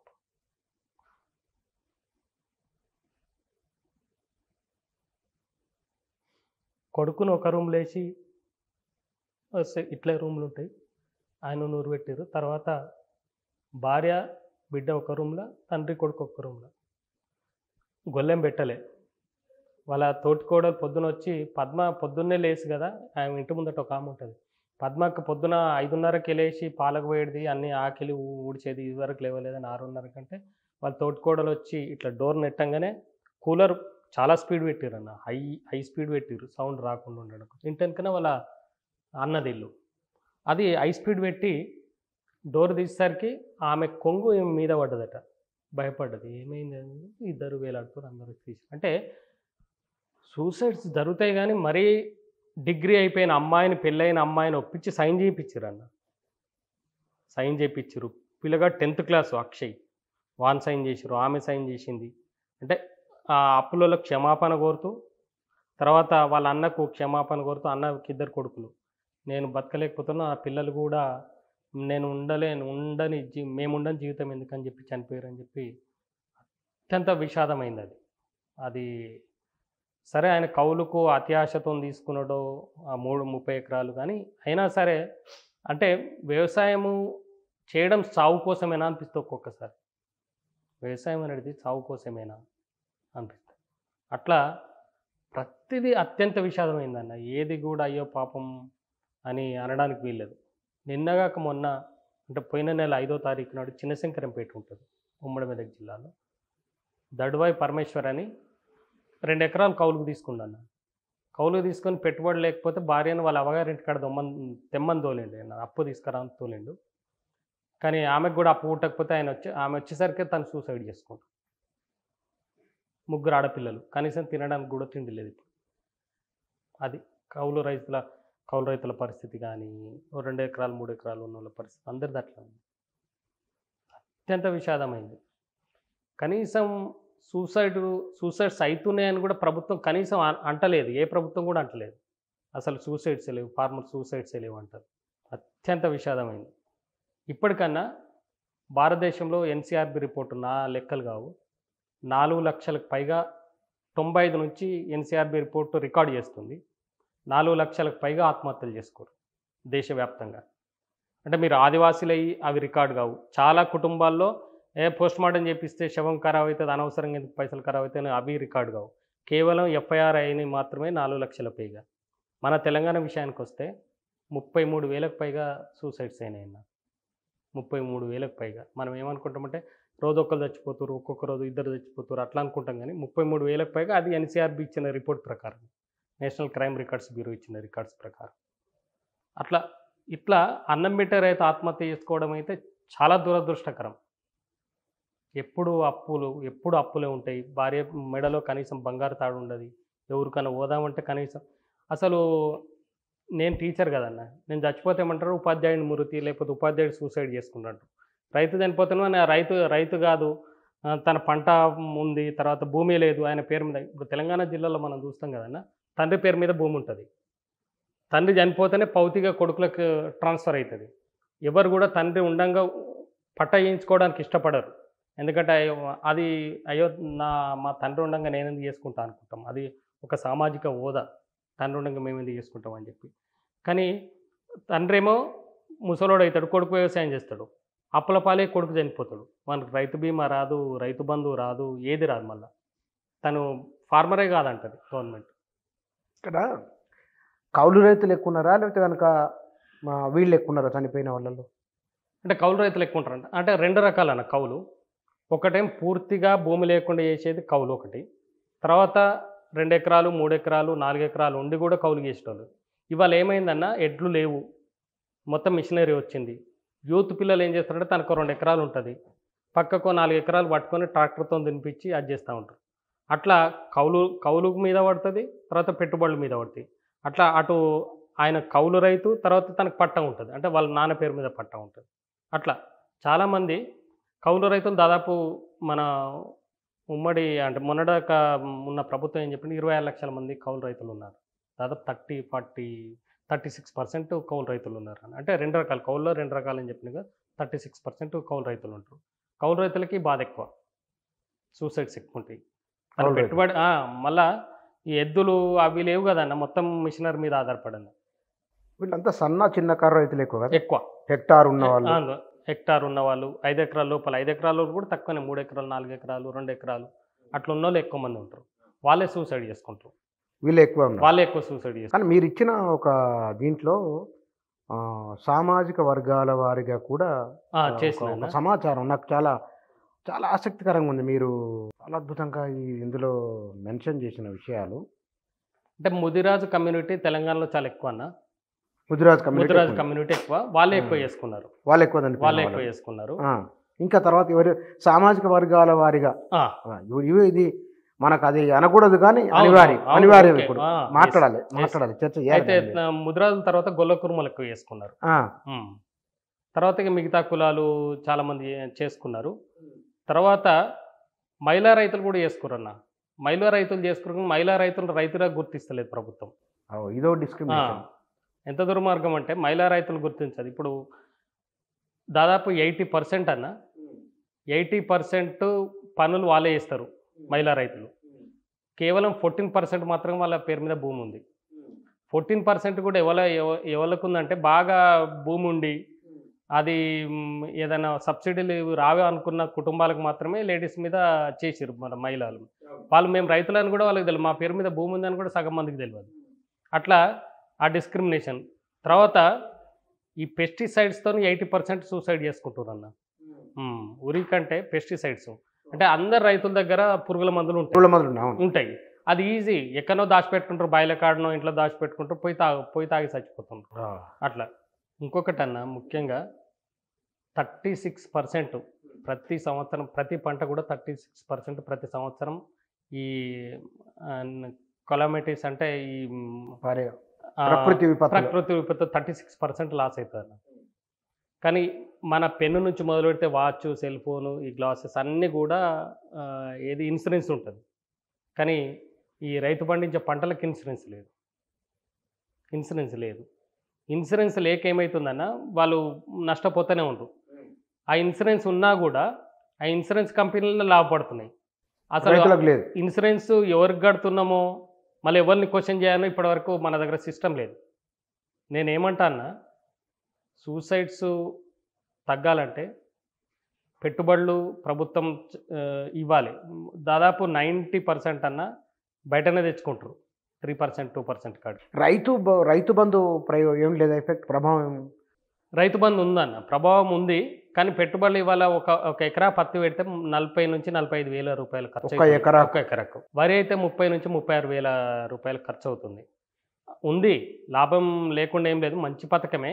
కానీ గత ప్రభుత్వం ఏం చేసింది, అది పంట పెట్టకున్న తర్వాత రియల్ ఎస్టేట్ వ్యాపారమైన కోటీశ్వరులకైనా లక్ష అందరికి ఇచ్చింది. అది ఎవరికైనా ఇచ్చింది అది.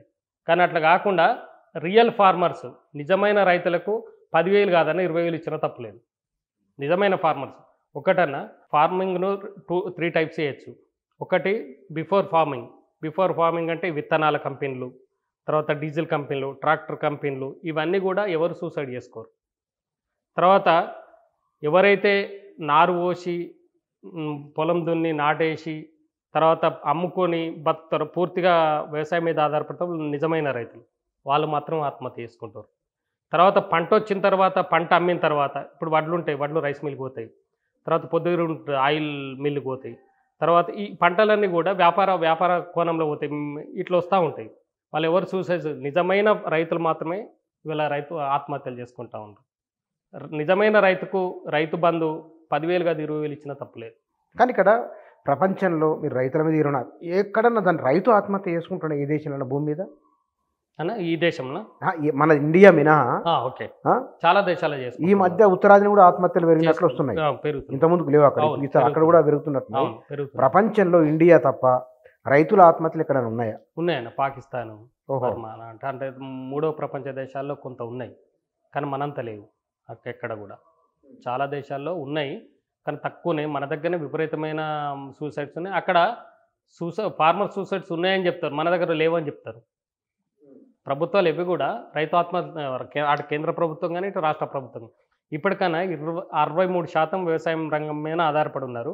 ఇప్పటికీ వ్యవసాయ విధానం లేదు. అది రాష్ట్రంలో లేదు, దేశంలో లేదు. ఒక విధానమే లేదు. ఒక విధానమే లేదు. ప్రతి రైతు కుటుంబం ఒక విశ్వవిద్యాలయం అన్న. ఎట్లా?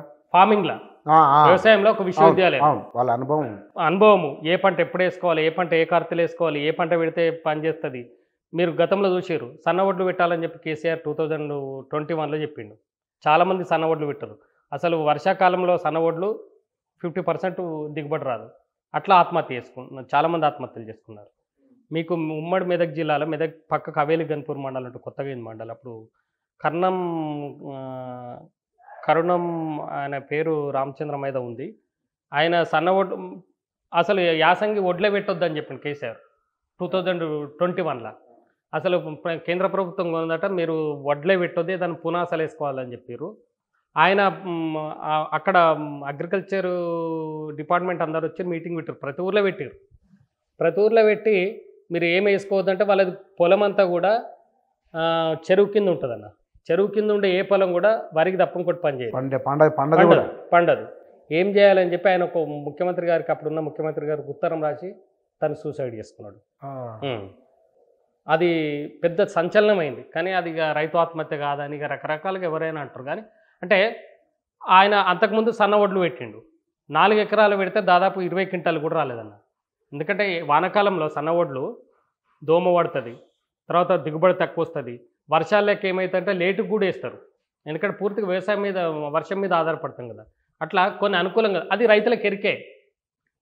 కంది పెట్టానా ఈ పొలంలో, వరి పెట్టానా, చెరుకు పెట్టానా, పొగాకు పెట్టానా, బీన్స్ పెట్టానా, అది రైతులు. నేను అందుకే ఏమంటున్నానంటే ప్రతి వ్యవసాయ కుటుంబం ఒక విశ్వవిద్యాలయం. ఎవరో చెప్పాల్సిన పని లేదు. వాళ్ళకి సరైన సపోర్ట్ కనుక ఇస్తే వాళ్ళే నిజమే గొప్ప రైతులు, గొప్ప పంట పండిస్తారన్న. కానీ దుర్మార్గం ఏంటంటే మన దేశంలో రైతులను గుర్తించరు. పార్లమెంట్లో అన్న సెషన్స్ నడుస్తూ ఉంటాయి, పార్లమెంట్ సెషన్స్. ఎంతవరకు చర్చ జరుగుతుంది వ్యవసాయ రంగం మీద? 62%, 63% ఉన్న వ్యవసాయ రంగం కనీసం 2-3 రోజులన్నా నడవదు. నేనేమంటా అంటే ప్రతి అసెంబ్లీలో, పార్లమెంట్లో ఒక సెషన్ మొత్తం దానికే ఉండాలి. ఆ సెషన్లో దాదాపు ఒక 30 రోజులు నడితే 10 రోజులు వ్యవసాయ రంగం మీదనే చర్చ జరగాలి. అది జరిగితే కనుకే మన మార్పు రావచ్చు. కానీ ఏ అసెంబ్లీలో కానీ, ఎప్పుడు పార్లమెంట్లో కానీ చర్చ జరిగిన సందర్భాలు ఒక వ్యవసాయ విధానం లేకపోవడం చాలా దురదృష్టకరం. వ్యవసాయ దేశము, వ్యవసాయ కుటుంబాలు దాదాపు 15 కోట్ల కుటుంబాలు ఉన్నాయి. వ్యవసాయ రంగం మీద ఒక విధానం లేకపోవడం చాలా బాధాకరం. అది ఇప్పుడు మీరు దీని మీద ఒక్కొక్క జిల్లా, దాని విస్తీర్ణము, 20 ఏళ్లలో, 22 ఏళ్లలో రైతుల ఆత్మహత్యలు, చాలా చాలా విషయాలు ఇందులో ఉన్నాయి. ఇంగ్లీషు మీడియాలో వచ్చిన వార్తలు ఉన్నాయి కదా, ఆ రాష్ట్రాల్లో వీటిపైన ఏమన్నా చర్చ జరిగిందా? ఈ ప్రభావం ఏమన్నా కనబడ్డదా? కనబడ్డదట అన్న. మధ్యప్రదేశ్లో దైనిక్ భాస్కర్ అని రాసిండు. రాస్తే తను 2-3 సార్లు ఫోన్ చేసిండు. చాలా చర్చ జరిగింది సార్, చాలామంది అడిగినరు. అంటే ముఖ్యంగా మనది మహారాష్ట్రలో చాలా ఎక్కువ ఉన్నాయి సూసైడ్స్. మహారాష్ట్ర ఫస్ట్ ఎప్పుడైనా, తర్వాత కర్ణాటక, తర్వాత మనది 3rd ప్లేస్ 4th ప్లేస్ ఉంటుంది మనది ఎప్పుడు. అది చర్చ జరిగిందటన్న, చాలా చర్చ జరిగింది. అది మెయిన్ పేపర్లో ఫస్ట్ పేజీలో వచ్చింది. అది కూడా చాలా చర్చ జరిగిందంట, ఆయన విలేకరి చెప్తుండే అక్కడ. అయితే ప్రభుత్వం నిజంగానే మహిళల విషయంలో ప్రధానంగా ఏం చెయ్యాలి? మీరు మీ క్షేత్రస్థాయి అనుభవం ఉంది కదా, ఈ 30-40 వేల కుటుంబాలు, ఇంకా రికార్డు కానివి లెక్కేసుకున్నా ఏ 60-70 వేలు అయితే తెలియదు మనకు. వీళ్ళ విషయంలో ప్రభుత్వ విధానం ఎట్లా ఉండాలి? ఏ విధానం ఉంటే బాగుంటుంది? ముఖ్యంగా సూసైడ్స్ కాకుండా చూడాల్సిన బాధ్యత అందరి మీద ఉంది, ప్రభుత్వం మీద ఉంది, మనలాంటి వాళ్ళ మీద కూడా అందరి మీద ఉంది, అందరి మీద, సమాజం మీద అందరి మీద ఉంది. ఆ ఫస్ట్ సూసైడ్స్ కాకుండా, ఇప్పుడు దుర్మార్గం ఏంటంటే సూసైడ్స్ అయినాక చేసే బదులు సూసైడ్స్ కాకుండా ప్రయత్నం చేయాలి. ప్రభుత్వం మీద అది ఈజీగా ఉంటుంది, కొంత వాళ్ళ ఒక యంత్రాంగం ఉంటుంది, తర్వాత వాళ్ళ సిచ్యువేషన్స్ కూడా తెలుస్తూ ఉంటాయి. ప్రతి ఊరికన్నా ఒక ముగ్గురు నలుగురు పబ్లిక్ సర్వెంట్స్ ఉంటారు, గవర్నమెంట్ సర్వెంట్స్ ఉంటారు, విఆర్ఓ నుంచి అవును పంచాయత్ సెక్రటరీ అని రెవెన్యూ వ్యవస్థ ఉంటుంది ఉంటుంది. అవును వాళ్ళు కొంత అవేర్నెస్ తీసుకురావాల్సిన అవసరం ఉంది. తర్వాత సూసైడ్స్ కనుక అయితే వాళ్ళ కుటుంబ ఎట్లా అవుతుందని కూడా మనం కొంత అవేర్నెస్ తీసుకురావాల్సిన అవసరం ఉంది. భార్య ఏమవుతుంది, ఒక సూసైడ్ ఫ్యామిలీ అయినా 2 తరాలు వెనుక పోతుంది. 2 తరాలు, ఎందుకంటే తండ్రి ఉండడు, ఎంత నష్టం, చదువు ఉండదు. తర్వాత వాళ్ళని ప్రశ్నించే అమ్మ, కొంత వయసు వచ్చిన తర్వాత అమ్మ ప్రశ్నిస్తే అమ్మని తిడుతూ ఉంటారు పిల్లలు. ఆ వయసు అట్లుంటుంది. కానీ ఆ రెండు తరాలు వెనుక పోతుంది. నీ భార్య ఇబ్బంది పడతారు, నీ తల్లిదండ్రులు ఇబ్బంది పడతారు, నీ అక్కయ్యలను ఇబ్బంది పడతారు, నీ పిల్లలు ఇబ్బంది పడతారు, నీ పిల్లలు నువ్వెంత బాధపడ్డావో నీకంటే ఎక్కువ బాధపడతారని చెప్పి అవేర్నెస్ ప్రోగ్రామ్స్ తీసుకురావాల్సిన అవసరం ఉంది. ఫస్ట్ చనిపోకుండా చూడాల్సిన బాధ్యత. తర్వాత రైతులను రైతుగా గుర్తించి ఆర్థికపరమైన సపోర్ట్ అందియాలన్న. తర్వాత ఇంకొకటన్నా, దేశంలో కానీ ప్రపంచంలో కానీ ఎక్కడ కానీ ఒక పెన్నుకు కానీ ఒక ఏ వస్తువు కూడా ధర నిర్ణయించే అధికారము ఆ ఉత్పత్తిదారునికే ఉంది, ఒక వ్యవసాయదారునికే లేదు. వ్యవసాయదారునికే లేదు. అది ఆ మార్కెట్, ఆ రోజు మార్కెట్ మీదనే ఆధారపడి ఉంటుంది. తెలంగాణలో ఒక సామెత ఉంది, కాటికి పోయిన పీనుగు మార్కెట్కి పోయిన వస్తువు మళ్ళీ మరి రాదు, ఎంతకైనా ఇచ్చి రావాలి. అట్లా మరి కనీసం మద్దతు ధర, ఇప్పుడు 600 రకాల పంటలు పండిస్తారన్న దేశంలో, 600 రకాల పంటలు పండిస్తే కేవలం 22 రకాల పంటలకు మాత్రమే మద్దతు ధర ప్రకటిస్తే, 600 రకాల పంటల కేవలం 22 రకాల పంటలకు మాత్రమే మద్దతు ధర ఇస్తుంది. అది కూడా కేంద్ర ప్రభుత్వం దయాదాక్షిణ్యాల మీద ఆధారపడి ఉంటుంది. ఇప్పుడు 2300 వరి అంటే అదొక విధానపరమైన, అంటే ఏదైనా ఒక వస్తువును ఉత్పత్తి చేసినప్పుడు దాని పెట్టుబడి ఎంత, లాభం ఎంత వస్తుందని చూసుకుంటారు ఎవరైనా ఉత్పత్తిదారు. కానీ అది రైతులకు అది లేదు. నేనేమంటా అంటే మద్దతు ధర కాదు, లాభసాటి ధర రావాలి. స్వామినాథన్ చెప్పింది కదా, 50% అదనంగా ఇవ్వాలి, పెట్టుబడికి 50 రూపాయలు అయితే 100 రూపాయలు ఇవ్వాలని చెప్పింది. 2004లో వేసిన స్వామినాథన్ కమిషన్ రిపోర్ట్స్ ఇప్పుడున్న ప్రధానమంత్రి గారు ఏమన్నారంటే, యావత్మాల్లో మాట్లాడుతూ, అప్పుడు రైతులు చాలామంది పోయారు, నాకు దేవుడు కనుక ప్రధానమంత్రి అవకాశం ఇస్తే రైతుల సమస్యలన్నీ తీర్చేస్తాను అన్నాడు. స్వామినాథన్ కమిషన్ రిపోర్ట్స్ని అమలు చేస్తా అన్నాడు. తర్వాత రెండోసారి ఏమన్నారు, సెకండ్ ఎలక్షన్స్కు 2022 వరకు రైతుల ఆదాయం రెట్టింపు చేస్తా అన్నారు. రైతుల ఆదాయం రెట్టింపేమో కానీ ఇంకా నష్టపోతూ ఉన్నారు. అంటే దాంతోపాటు మద్దతు ధరను తప్పకుండా ప్రకటించాలని, మద్దతు ధర కాదు లాభసాటి ధరనే ఇవ్వాలి. లాభసాటి ధర రావాలి. వాళ్ళు ఎంత పెట్టుబడి పెడుతుండు, వాళ్ళ కుటుంబం ఖర్చు ఎంత, ఇవన్నీ తీసేసి లాభసాటి ధర ఇవ్వాలి. అట్లా ఇచ్చుడు. తర్వాత ఒకవేళ సూసైడ్స్ కనుక చేసుకుంటే వాళ్ళ పిల్లలకు ఫ్రీ ఎడ్యుకేషన్ ఇవ్వాలి. తర్వాత ఆ కుటుంబాన్ని ఇప్పుడు 421 జీవో ఉందండి, అప్పుడు రాజశేఖర రెడ్డి గారు 2004లో తీసుకొచ్చిండు. 2004లో తీసుకొస్తే అప్పుడు 1,50,000 రూపాయలు ఉంది. ఆత్మహత్య చేసుకున్న కుటుంబాలకు రైతు ఆత్మ అని గుర్తిస్తే ఆ కుటుంబానికి 1,50,000 ఇచ్చారు. తర్వాత తెలంగాణ ఏర్పడిన తర్వాత దాన్ని 6 లక్షలు చేశారు. 6 లక్షలు చేసి 6 లక్షలు ఇచ్చారు కొన్ని కుటుంబాలకు. కానీ 2018 ఆగస్టులో రైతు బీమా తీసుకొచ్చారు మన తెలంగాణలో రైతులందరికీ. తర్వాత 421 జీవోని ఆపేసారు. ఆపేసారు అంటే అది అఫీషియల్ కాదు, దాన్ని ఏం పట్టించుకుంటలేరు. నేనేమంటున్నా అంటే రైతు బీమా అనేది మనం ఇప్పటిదాకా మాట్లాడుకున్నట్టు వ్యవసాయానికి చిన్న పిల్లలు అంటే 5 సంవత్సరాల నుంచి మొదలు పెడితే 80 సంవత్సరాల వరకు వ్యవసాయాన్ని చేస్తారు. అది తండ్రి చేస్తాడు, తల్లి చేస్తుంది, భార్యాభర్తలు, పిల్లలు స్కూల్కి పోయి కాలేజీకి పోయి కూడా చేస్తారు. నేను ఏమంటున్నా అంటే పూర్తిగా వ్యవసాయం మీద ఆధారపడ్డ కుటుంబ సభ్యులందరికీ కూడా బీమా సౌకర్యం కల్పించాలి. అది ప్రభుత్వమే చెల్లించాలి. ఇప్పుడు చెల్లిస్తారు కదన్న, దాదాపు ఎవ్రీ ఇయర్ దాదాపు 20,000 మందికి రైతు బీమా వస్తుంది. అది ఎనీ యాక్సిడెంట్ కానీ నార్మల్ డెత్ కానీ డెత్ అయితే అయిపోయి అది ఒక ఏజ్ లిమిట్ ఉంది. ఏజ్ లిమిట్ అంటే 18 సంవత్సరాల నుంచి 59 సంవత్సరాల లోపు పట్టాదారుడు అయి ఉండాలి. మళ్ళీ అది కూడా మనం ఇంతకుముందు మాట్లాడుకున్నప్పుడు తండ్రి పేరు మీద పట్టా ఉంటుంది, కొడుకు చనిపోతాడు, ఆయనకు రాదు. అట్లా కాకుండా కుటుంబాన్ని యూనిట్గా తీసుకొని, ఇప్పుడు 2 అన్నదమ్ములు ఉంటారు, ఒక ఆయన ఎంప్లాయీ ఉంటాడు, ఆ ఎంప్లాయీకి అవసరం లేదు, కానీ ఎవరైతే వ్యవసాయం చేస్తారో ఆ వ్యవసాయానికి సంబంధించిన 2 పిల్లలు, 2 భార్యాభర్తలు, 2 తల్లిదండ్రులకు వర్తించాలి. అది 59 సంవత్సరాలు కాదు, 70 సంవత్సరాలను వేయాలి మినిమం. అట్లా వాళ్ళను ఆదుకోవాల్సిన అవసరం ఉంది. తర్వాత కనీసం 10 లక్షలు ఇవ్వాలన్న ఆత్మహత్య చేసుకున్న కుటుంబాలందరికీ కూడా 10 లక్షలు ఇస్తే వాళ్ళు కొంత ఆర్థికంగా, మనమేం వ్యక్తిని తెచ్చియలేము, ఆ లోటునేం పూడ్చలేము, కానీ కొంత రెమెడీస్ మనం వాళ్ళని ఆదుకున్నట్టు అవుతుంది. అట్లా చేస్తే గనక మహిళలు కొంత నిలదొక్కగలుగుతారు. మహిళలకు ముఖ్యంగా ఆత్మహత్య చేసుకున్న కుటుంబాలకు కేవలం పట్టాదారు పట్టా ఉంటేనే ఆ రైతే అనడం అయితే దట్ ఈస్ రాంగ్ అసలు యాక్చువల్‌గా. ఆ కుటుంబాన్ని మన ఊర్లో పోయి అడుగుతారు. పలాని మల్లయ్య ఎవలంటే ఆయన రైతే అంటారు. రైట్. కానీ ఇక్కడ పునర్వివాహాలు చేసుకోవట్లేదా?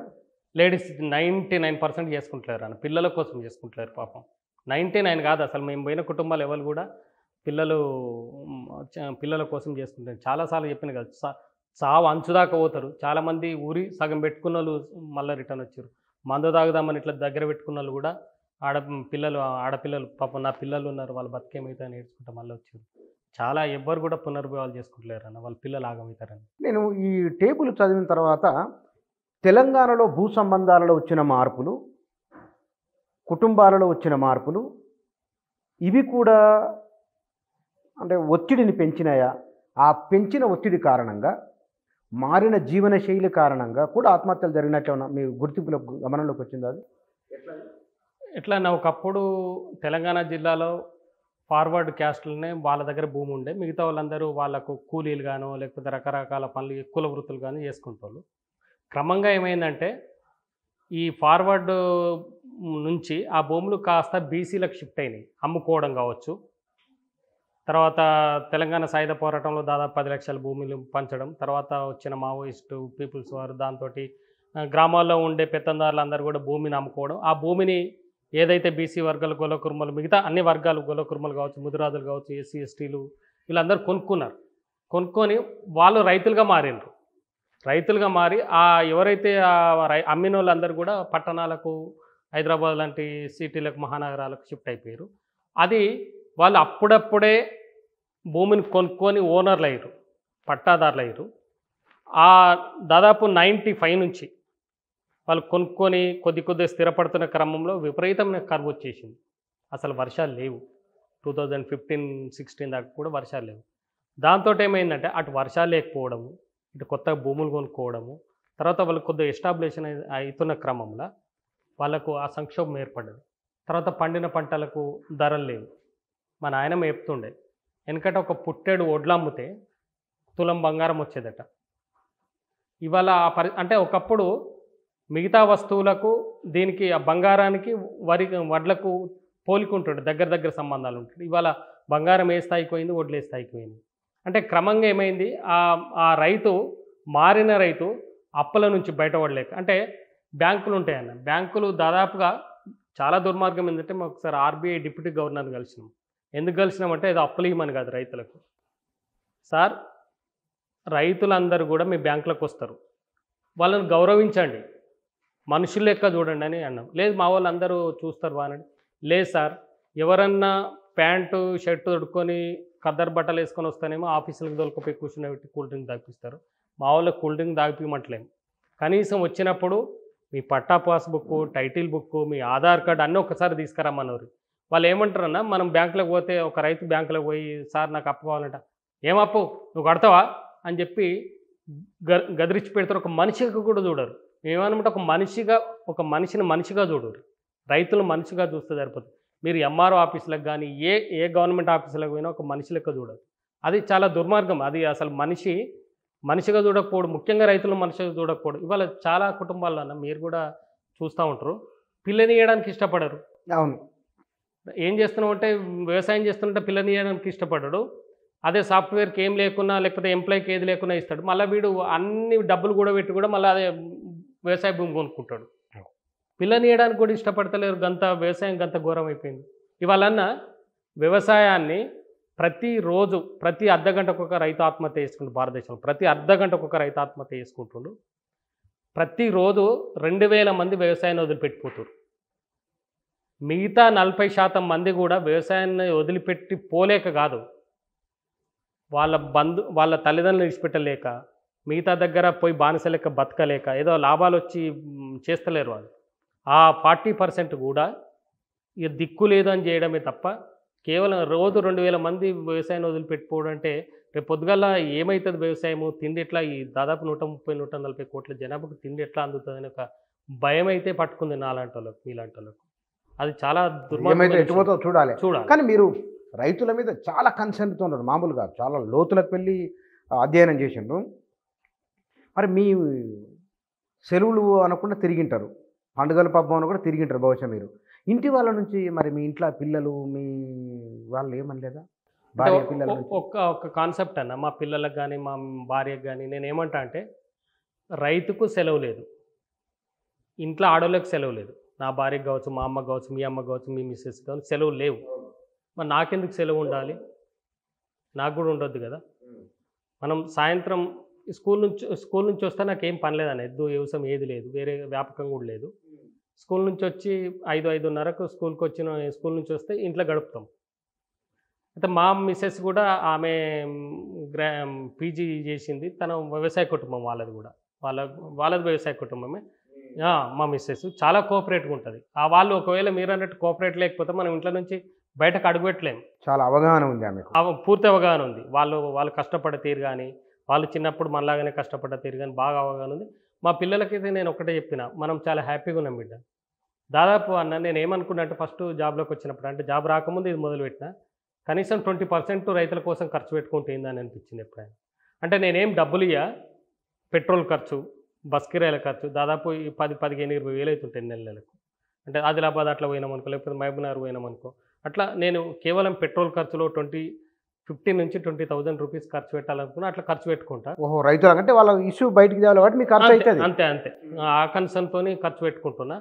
ఇక మా పిల్లలు, మా భార్య కూడా చాలా కోఆపరేట్ చేస్తారు. కోఆపరేట్ చేయడం మూలంగానే ఈ ఈ ఈ 24 సంవత్సరాలు నడిచింది. ఇంకా నా జీవితాంతం నడుస్తుంది తప్పకుండా. వాస్తవానికి thank you very very much. చాలా గొప్ప పని. ఇట్లాంటి పుస్తకాలు, ఇందాక మీరు ఒక మాట అన్నారు, ఇట్లాంటి పుస్తకాలు రాకూడదు. అంత దౌర్భాగ్యం స్థితి ఏ రైతుకు, ఏ కుటుంబానికి రాకూడదు. చనిపోయిన వాళ్ళ లెక్కలు తీసుకొని ఏ కారణాలు ఏమిటో వెతికేంత దౌర్భాగ్యం కూడా ఎవరికి రాకూడదు. సమాజంలో ఉన్న సంక్షోభాన్ని పట్టుకునే ప్రయత్నం, ఆ కుటుంబాలను 3,000 కుటుంబాలను ఆయన ఆదుకున్నారంటే మామూలు విషయం కాదు. ఒక వ్యక్తి జీవితంలో ఒక వ్యక్తి మరో వ్యక్తికి సాయం చేయడమే కష్టం, కారణాలు ఏమన్నా కావచ్చు, కష్టం. అలాంటిది నిర్విరామంగా 24 ఏళ్ళు పనిచేస్తూ 1000 కుటుంబాలకు ఏదో ఒక మార్గాన్ని చూపించడం. కాబట్టి ఇవి ఇంతటి హృదయం ఎవరికైనా సరే హృదయం ఉండాలి, అది ఉంటేనే చేయగలరు, లేని వాళ్ళు చేయలేరు. అంత హృదయం ఉన్న పుల్లిరాజు గారికి థ్యాంక్ యూ వెరీ మచ్.